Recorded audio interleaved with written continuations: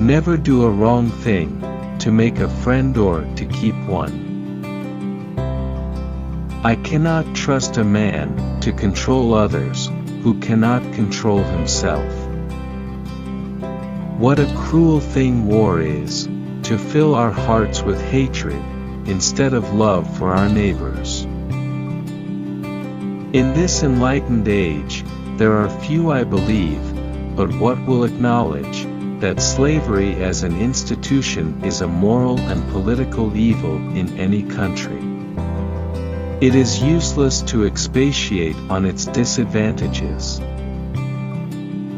We should live, act, and say nothing to the injury of anyone. It is not only best as a matter of principle, but it is the path to peace and honor. We have only one rule here, to act like a gentleman at all times. You must study to be frank with the world. Frankness is the child of honesty and courage. Do your duty in all things, like the old Puritan. You cannot do more, you should never wish to do less. Get correct views of life, and learn to see the world in its true light. It will enable you to live pleasantly, to do good, and, when summoned away, to leave without regret.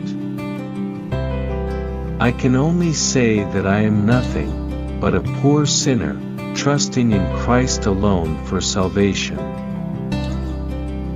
The education of a man is never completed, until he dies.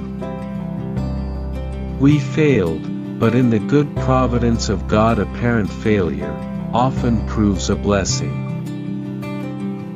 If a friend asks a favor, you should grant it if it is reasonable. If not, tell him plainly why you cannot. You will wrong him and wrong yourself by equivocation of any kind.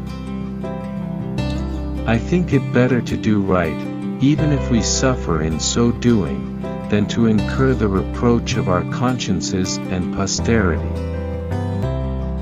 In all my perplexities and distresses, the Bible has never failed to give me light and strength. Act with a determination, not to be turned aside by thoughts of the past, and fears of the future. Say just what you mean to do on every occasion, and take it for granted you mean to do right. I believe it to be the duty of everyone, to unite in the restoration of the country, and the re-establishment of peace and harmony. It is easier to make our wishes conform to our means, than to make our means conform to our wishes. A true man of honor feels humbled himself, when he cannot help humbling others.